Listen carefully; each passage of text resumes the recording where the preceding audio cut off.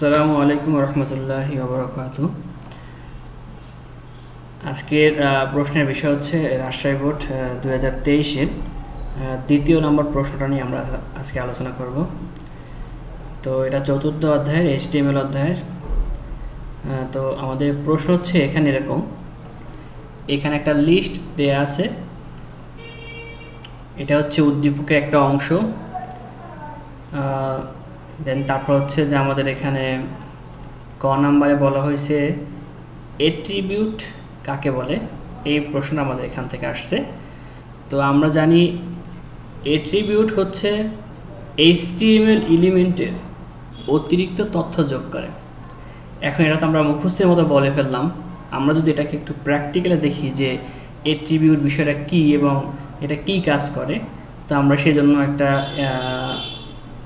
HTML code এখানে যাচ্ছি। তা আমরা সাবলাইম এই এডিটর দিয়ে আমরা HTML কোড লিখলাম। তো এখানে আমরা HTML দিয়ে শুরু করলাম এবং HTML দিয়ে শেষ করলাম, আর এখানে বডি দিয়ে শুরু করলাম এবং বডি দিয়ে শেষ করলাম। তো এখানে আমি একটা HTML ট্যাগ লিখছি, হচ্ছে পি ট্যাগ। তো আমরা জানি পি ট্যাগ হচ্ছে প্যারাগ্রাফ ট্যাগের জন্য ব্যবহার করা হয়। আমি যদি এটাকে সেভ করি এবং এর ফলাফল দেখি, তাহলে এই লেখাটা, অর্থাৎ এই HTML কোডের ভিতরে যে লেখাটা ছিল দিস ইজ প্যারাগ্রাফ ট্যাগ, এই লেখাটা আমাদের ওয়েব ব্রাউজারে গুগল ক্রোমে আমি এটার আউটপুট দেখেছি। তো এখানে আছে দিস ইজ প্যারাগ্রাফ ট্যাগ। এখন তাহলে আমার বিষয় হচ্ছে এর অ্যাট্রিবিউট কী। তা আমি যদি এই প্যারাগ্রাফ ট্যাগে একটা অ্যাট্রিবিউট ব্যবহার করি, আমরা যখন অ্যাট্রিবিউটের সংজ্ঞা বলছিলাম তখন বলছিলাম অ্যাট্রিবিউট হচ্ছে একটা HTML এলিমেন্টের অতিরিক্ত তথ্য যোগ করে। তো আমরা প্যারাগ্রাফ ট্যাগের মধ্যে একটা অ্যাট্রিবিউট লিখবো, সেটা হচ্ছে অ্যালাইন। আমি এখানে লিখলাম সেন্টার এবং আমি এটাকে সেভ করি, তাহলে আমরা দেখতে পারবো যে এই লেখাটা দিস ইজ প্যারাগ্রাফ ট্যাগ, এই লেখাটা এই স্ক্রিনের মাঝ বরাবর আসবে। তো আমি এটাকে রিফ্রেশ করি, তাহলে দেখা যাচ্ছে যে দিস ইজ প্যারাগ্রাফ ট্যাগ, এই লেখাটা স্ক্রিনের মাঝ বরাবর আসছে। তাহলে আমরা যদি বলি অ্যাট্রিবিউট কি, অ্যাট্রিবিউট হচ্ছে HTML এলিমেন্টের অতিরিক্ত বৈশিষ্ট্য যোগ করে। আমি যদি এখানে প্যারাগ্রাফ ট্যাগের মধ্যে অ্যালাইন সেন্টার নাও লিখতাম, তাহলে দিস ইজ প্যারাগ্রাফ ট্যাগ এটা কিন্তু আসতো। কিন্তু আমি যখন অ্যালাইন সমান সেন্টার এইটা ব্যবহার করছি অ্যাট্রিবিউট, তো এইটা ব্যবহার করার কারণে আমাদের এই লেখাটা হচ্ছে স্ক্রিনের মাঝ বরাবর চলে গেছে। তো আমি এইখানে একটা বিষয় দেখতে পাই, আমরা যে অ্যাট্রিবিউট লিখি তার দুইটা অংশ থাকে। এই যে অ্যালাইন লিখলাম এটাকে বলা হয় অ্যাট্রিবিউট নেম, আর এখানে যে আমরা সেন্টার লিখলাম এটা হচ্ছে অ্যাট্রিবিউট ভ্যালু। তাহলে অ্যালাইন অ্যাট্রিবিউট নেম এবং সেন্টার হচ্ছে অ্যাট্রিবিউট ভ্যালু। আর একটা বিষয় হচ্ছে যে আমরা যখন অ্যাট্রিবিউট কোনো একটা HTML ট্যাগে অ্যাট্রিবিউট লিখব, সেটা অবশ্যই ওপেনিং ট্যাগের মধ্যে লিখতে হয়। যেমন এখানে পি ট্যাগ, আমি যদি এখানে বলি এখানে পি ট্যাগ শুরু হয়েছে এবং এখানে স্ল্যাশ দিয়ে পি ট্যাগ শেষ হয়েছে, তো এটা হচ্ছে আমাদের ওপেনিং ট্যাগ আর এটা ক্লোজিং ট্যাগ। অ্যাট্রিবিউট সবসময় হচ্ছে ওপেনিং ট্যাগের ভিতরে লেখা হয়। যেমন এখানে আমি লিখছি অ্যালাইন সমান সমান সেন্টার, তাহলে দেখা গেল যে আমাদের লেখাটা আউটপুটে গিয়ে যখন দেখলাম তখন স্ক্রিনের মাঝ বরাবর চলে আসছে এই অ্যাট্রিবিউট যোগ করার কারণে। তাহলে আমরা এখান থেকে বলতে পারি অ্যালাইন মানে অ্যাট্রিবিউট হচ্ছে একটা HTML এলিমেন্টের অতিরিক্ত তথ্য যোগ করে এই সেন্টার লেখার কারণে, অথবা অতিরিক্ত বৈশিষ্ট্য যোগ করে। তাহলে এই দিস ইজ প্যারাগ্রাফ ট্যাগ এই লেখাটা কিন্তু স্ক্রিনের মাঝ বরাবর আসছে। তো আমাদের এখান থেকে ক নাম্বারটা সমাধান হয়ে গেল। এবার আমরা যাচ্ছি খ নাম্বার। তো খ নাম্বার প্রশ্নে বলা আছে যে HTML একটি কেস সেন্সিটিভ ভাষা নয়, এটা ব্যাখ্যা করো। এর মানে হচ্ছে দেখেন, আমরা এখানে যে HTML কোড লিখেছি, HTML তারপর বডি, এই ট্যাগগুলো যে আমরা ব্যবহার করছি, আমরা যদি এই ট্যাগগুলো ছোটো হাতের বড় হাতের যেভাবেই লিখি না কেন, তাতে আমাদের আউটপুটে কোনো সমস্যা হচ্ছে না। যেমন আমি যদি এখানে HTML ট্যাগ এই লেখাটা আমি যদি একটু বড় হাতের লিখি HTML এবং নিচের এই অংশ যদি ছোটো হাতের রাখি এবং আমরা এটাকে সেভ করে যদি আউটপুট দেখি, তাহলে দেখা যাবে যে আমাদের আউটপুটে কোনো রকম পরিবর্তন দেখা যাচ্ছে না। তার মানে আমি এই ট্যাগগুলো ছোট হাতের লিখি অথবা বড় হাতের লিখি, আবার এমনও যদি হয় যে আমি লেখাগুলোকে বড় হাত এবং ছোট হাত মিলিয়েও যদি লিখি, যেমন এই এখানে আমাদের TM, এবার বড় হাতে লিখলাম L, আমি এরকম একটা বড় একটা ছোট অথবা সবগুলো বড় অথবা সবগুলো ছোট যেভাবেই আমি এই ট্যাগগুলোকে লিখি না কেন তাতে আউটপুটের কোনো রকম প্রভাব পড়ে না, যার কারণে আমরা বলতে পারি যে HTML এই প্রোগ্রামিং যে আমাদের ভাষাটা, এই ভাষাটা হচ্ছে আমাদের হচ্ছে যে কেস সেন্সিটিভ নয়, অর্থাৎ এখানে বড় হাতে ছোট হাতে যেভাবে লিখি এটাকে তারা এখানে ভুল হিসাবে দেখছে না। কিন্তু বেশ কিছু প্রোগ্রামিং আছে যেগুলোতে আমাদের এই ছোট হাতের বড় হাতের এগুলোকে ভিন্ন, যেমন সি প্রোগ্রামিং ল্যাঙ্গুয়েজ আছে, আমি ছোট হাতের ভেরিয়েবল লিখি আবার তাকে যদি বড় হাতের ভেরিয়েবল দিয়ে প্রকাশ করি তাহলে সেটা কিন্তু ভিন্ন বিষয় বোঝায়, কিন্তু HTML এরকম কোনো ভিন্ন বিষয় বোঝায় না। বড় হাত ছোট হাতে লিখলে যেভাবেই আমি ট্যাগগুলোকে লিখি তাতে আমাদের আউটপুটে কোনো রকম প্রভাব ফেলে না। এই জন্য বলা হচ্ছে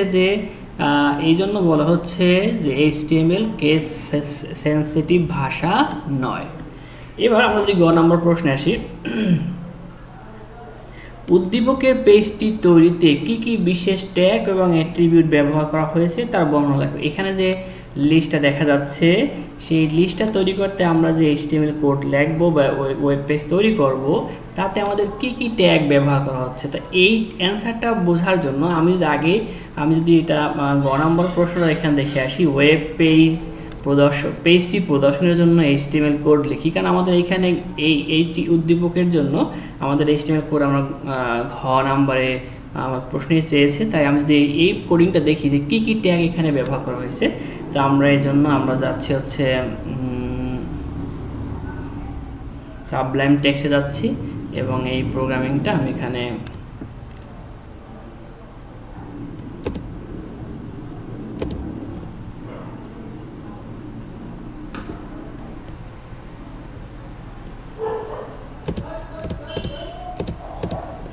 যেমন আমি যদি এই প্রোগ্রামিংটা একটু দেখি এখানে কি লেখা আছে। প্রশ্নে আমাদের লেখা ছিল যে মান্থ এবং ডে এটা হচ্ছে আমাদের লিস্ট এবং জানুয়ারি ফেব্রুয়ারি মান্থের মধ্যে আবার সাব লিস্ট, এটাকে আমরা বলি হচ্ছে লিস্টের মধ্যে লিস্ট, এটাকে নেস্টেড লিস্ট বলা হয়। যেমন ডে এর মধ্যে সানডে এবং মানডে লেখা হয়েছে, এখানেও কি সাব লিস্ট, তার মানে লিস্টের ভিতরে আবার লিস্ট। আমরা এখানে দেখি 1 নম্বর লিস্ট এবং 2 নম্বর এক মান্থ এবং ডে, এই যে লেখাটা এটা হচ্ছে আমাদের সিরিয়াল বোঝায় বা সিকোয়েন্স। তো আমরা এখানে বলতে পারি সিরিয়াল যে তালিকাতে বা লিস্টে সিকোয়েন্স মেনটেন করা হয় বা ক্রম বা ধারাবাহিকতা রক্ষা করা হয়, আমরা সেখানে অর্ডার লিস্ট ব্যবহার করি। এই জন্য আমরা এখানে কোডিংয়ের ভিতরে OL এখানে OL দিয়ে শুরু হয়েছে এবং এই যে OL দিয়ে শেষ হয়েছে। আর এখানে লিস্ট আইটেমের জন্য মান্থ একটা লিস্ট এবং ডে একটা লিস্ট। মান্থের মধ্যে আবার যে লিস্ট আছে সেটাকে আমরা যদি দেখি, এখানে দেখা যায় যে জানুয়ারি এবং ফেব্রুয়ারি, এখানে লিস্টটা কিন্তু সিকোয়েন্স বা ধারাবাহিকতা বজায় থাকেনি, এটা হচ্ছে তাহলে আনঅর্ডার লিস্ট। আমরা কিছু বিশেষ প্রতীকের মাধ্যমে যে লিস্ট তৈরি করি তাকে আমরা বলি আনঅর্ডার লিস্ট। তো এইখানে মান্থের আন্ডারে আবার লিস্ট, যার কারণে আমরা এখানে গিয়ে UL আনঅর্ডার লিস্ট এখানে ডিক্লেয়ার করলাম এবং এখানে আনঅর্ডার লিস্টে ক্লোজ করলাম। দুইটা আইটেম ছিল জানুয়ারি এবং ফেব্রুয়ারি, সেই আইটেম দুটো আমি লিখলাম।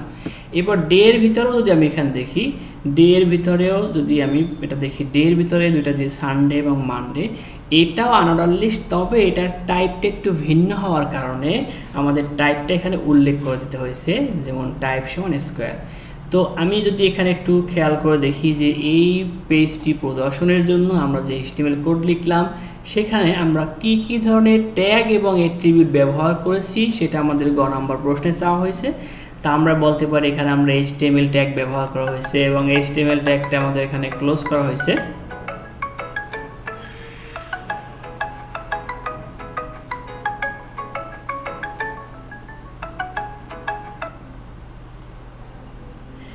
তো আমরা এখানে দেখলাম যে HTML ট্যাগ দিয়ে শুরু করা হয়েছে এবং HTML ট্যাগ দিয়ে শেষ করা হয়েছে, তারপরে বডি ট্যাগ ব্যবহার করা হয়েছে এবং বডি ট্যাগ ক্লোজ করা হয়েছে এখানে। তারপর এখানে একটা বিষয় খেয়াল করা আমরা দেখতে পাই যে এখানে ওয়েল ট্যাগটা ব্যবহার করেছে, এটা অর্ডার লিস্ট, আমরা লিস্ট তৈরি করতেই অর্ডার লিস্ট ব্যবহার করি এবং ওয়েল ট্যাগ দিয়ে এবং ক্লোজ করা হয়েছে। তারপর লিস্ট আইটেম এই ট্যাগটা ব্যবহার করা হয়েছে, তারপরে আনঅর্ডার লিস্ট এই ট্যাগটা ব্যবহার করা হয়েছে। আমরা এখানে টাইপ ব্যবহার করছি, টাইপ সমান সমান স্কোয়ার। তো এই যে বিষয়গুলো আমরা এখানে যে ট্যাগ এবং আমরা যে ট্যাগ এবং অ্যাট্রিবিউটগুলো ব্যবহার করেছি সেগুলোকে যদি আমরা একটু বলি, যেমন HTML ট্যাগ ব্যবহার করছি, HTML কোড তৈরি করার জন্য আমাদের HTML ট্যাগ লিখতে হয়। বডি ট্যাগ হচ্ছে বডির যে মেইন অংশ আমাদের প্রোগ্রামিং আউটপুট দেখায় সেই অংশ লিখতে আমরা বডি ট্যাগ ব্যবহার করি। একটা ওয়েল অর্ডার লিস্ট তৈরি করতে আমরা ওয়েল ট্যাগ ব্যবহার করি। তারপরে এলআই লিস্ট আইটেম বোঝানোর জন্য এলআই ট্যাগ ব্যবহার করি। ইউএল হচ্ছে আনঅর্ডার লিস্ট বোঝানোর জন্য আমি ইউএল ট্যাগ ব্যবহার করি।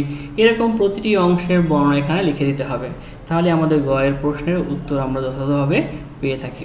এবার আমাদের যে প্রশ্নে যেটা ছিল সেটা হচ্ছে এই যে উদ্দীপকের যে বিষয়টা, আমরা এটার জন্য হচ্ছে যে HTML কোডিংটা আমরা লিখব।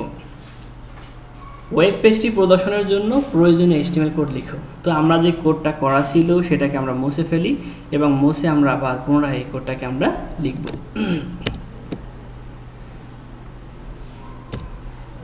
তো প্রথমে হচ্ছে আমরা এখানে লিখব হচ্ছে HTML এবং এটাকে ক্লোজ করলাম আমরা HTML লিখে।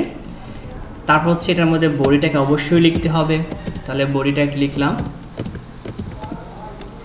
এর মধ্যে আমরা যদি দেখি তাহলে আমরা এবার প্রশ্নে চলে যাই। এখানে যে প্রশ্ন যেটা ছিল সেটা হচ্ছে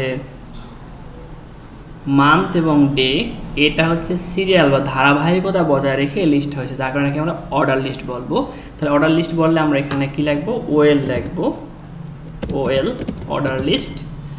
এবং এটার মধ্যে দুইটা আইটেম ছিল, একটা হচ্ছে মান্থ এবং ডে, যার কারণে আমি এখানে লিখবো লিস্ট আইটেম, এটা ক্লোজ করলাম আমরা এখানে। এবং আরও একটা আমাদের লিস্ট আইটেম আছে এখানে,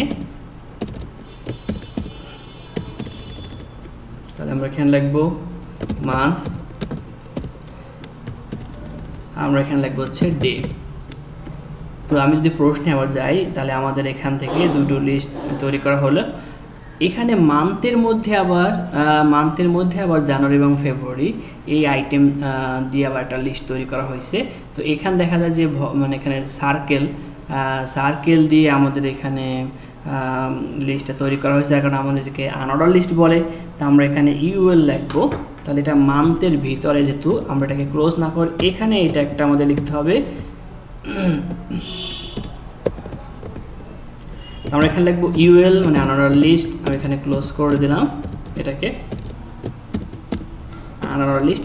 এর মধ্যে দুইটা আইটেম ছিল লিস্ট আইটেম, আমি এখানে দুইটা লিস্ট আইটেম লিখবো।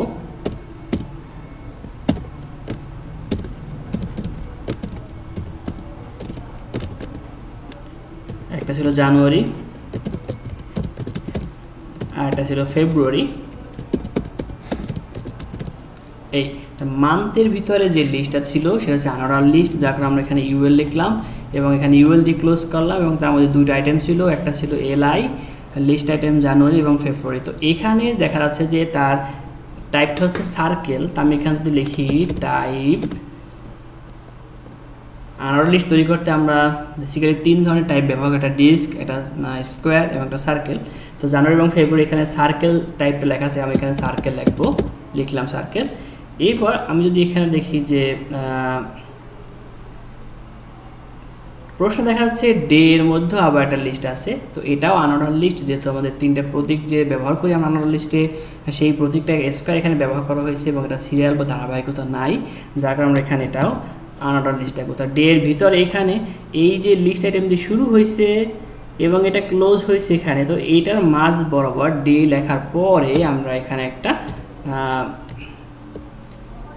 এখানে গিয়ে আমরা একটা লিস্ট তৈরি করব, এটা হচ্ছে আনঅর্ডার লিস্ট ইউএল, এটাকে লিখলাম এবং এটাকে ক্লোজ করলাম।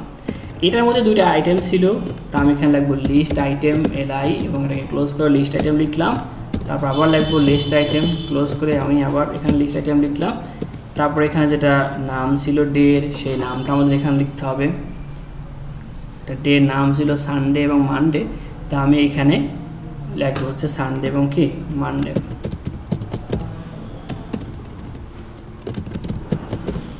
এইখানে লিস্ট তৈরি করার যে টাইপ ছিল সেটা স্কোয়ার, যার কারণে এই যে আনঅর্ডার লিস্ট এখানে এসে এখানে আমাদের টাইপ সমান সমান স্কোয়ার এটা লিখতে হবে, টাইপ সমান সমান SQUARE স্কোয়ার। তাহলে আমাদের এই উদ্দীপকের যে ওয়েব পেজ প্রদর্শনের জন্য যে উদ্দীপকটা আছে এখানে, সেটার জন্য HTML কোড লেখা সম্পূর্ণ হলো। আমরা এটাকে সেভ করি এবং যদি এর আউটপুট দেখি আমরা, তাহলে এক্স্যাক্টলি প্রশ্নে যেভাবে আমাদের চাওয়া হয়েছে সেইভাবে আমরা এটাকে, তো আমি এটাকে রিফ্রেশ করি, আমি এটাকে জুম করে বড় করি।